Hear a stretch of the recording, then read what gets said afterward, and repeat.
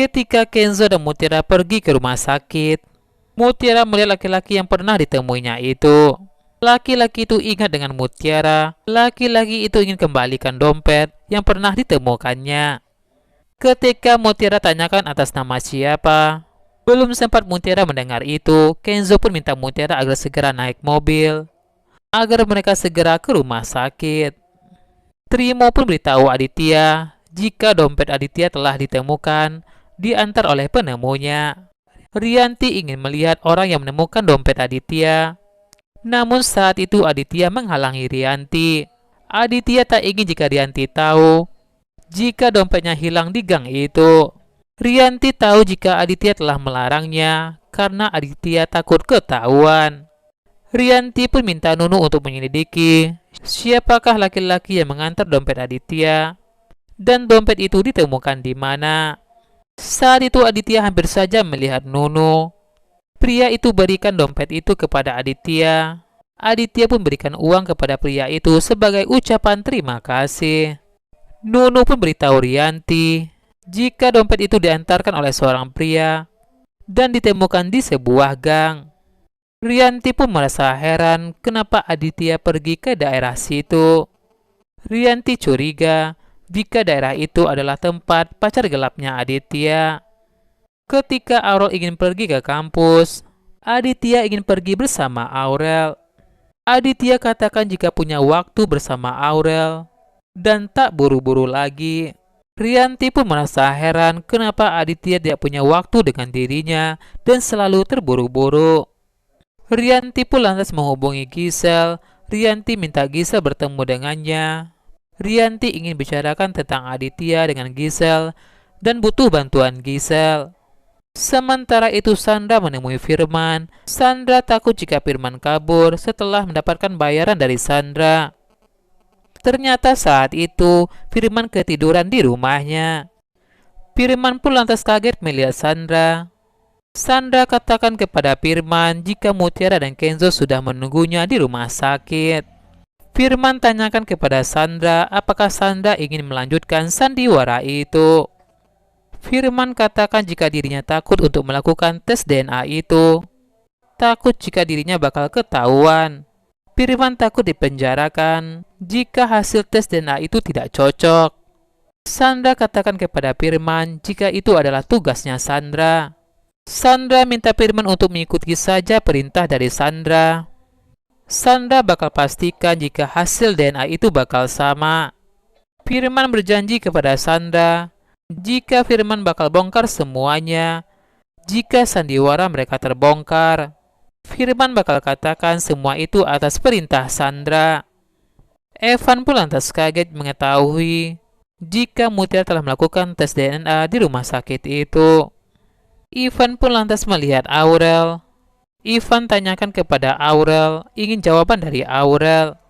Apakah Aurel mau menjadi pacarnya Evan? Ivan berharap dan masih ada harapan.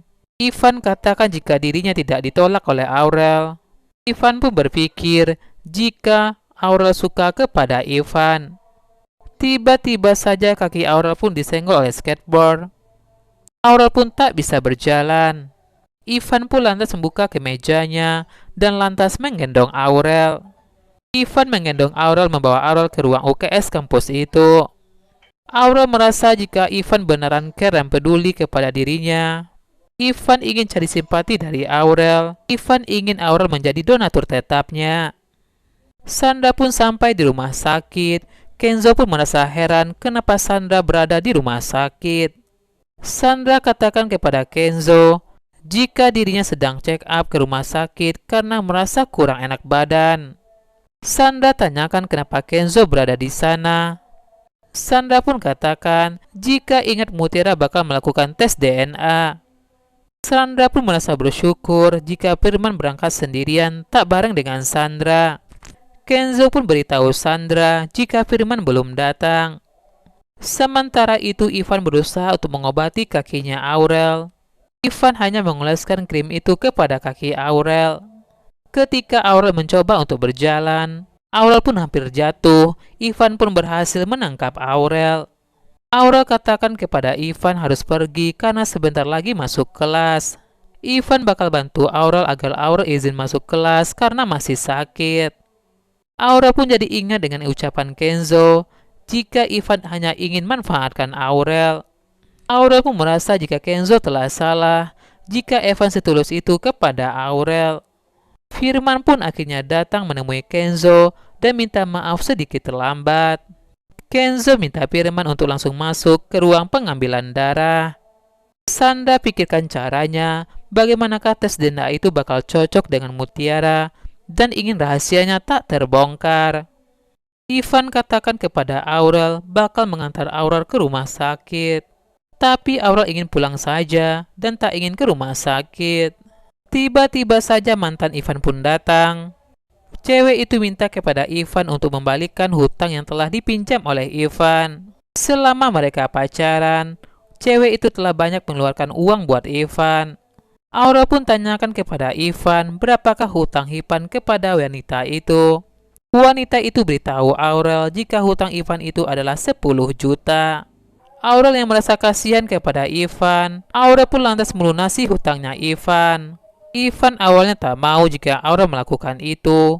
Ivan takut jika orang bakal menilai Ivan seperti apa.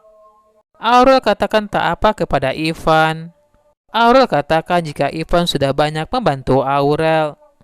Aurel pun minta wanita itu tidak lagi mengganggu Ivan. Ternyata wanita itu hanyalah teman Ivan. Mereka berdua pun bersekongkol untuk menipu Aurel dan pura-pura menjadi mantan pacarnya Ivan. Tujuannya itu untuk mendapatkan uangnya Aurel. Firman baru saja selesai mengambil darah itu bersama Mutiara. Dokter jelaskan kepada mereka jika hasilnya bakal keluar 3-5 hari lagi. Firman pun bertanya kepada Mutiara kenapa Mutiara menangis. Mutiara merasa berpikir banyak sekali rintangannya agar Mutiara bersama dengan bapak kandungnya. Mutiara katakan sudah percaya dengan bapak kandungnya, tapi harus tes DNA dulu, padahal biayanya sangat besar. Firman pun minta Mutiara bersabar. Mutiara pun bayangkan bisa bahagia bersama dengan bapak kandungnya. Mutiara katakan kepada bapaknya jika itu impian Mutiara dari dulu.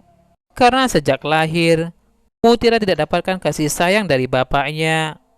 Kenzo pun merasa kasihan pada Mutiara karena Mutiara hanya ingin dapatkan kasih sayang dari bapaknya, tak ingin lebih. Kenzo pun temui Mutiara. Kenzo ingin bicara dengan Mutiara. Kenzo katakan tak menahan Mutiara. Kenzo hanya ingin melindungi Mutiara.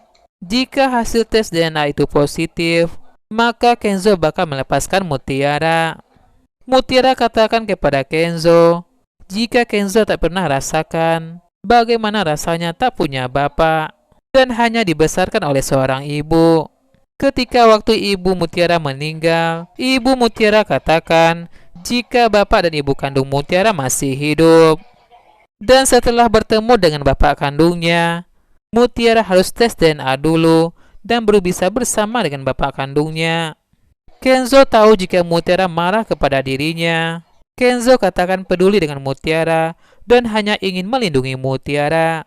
Mutiara katakan sekarang hanya bisa pasrah karena Mutiara masih ART di rumah Kenzo.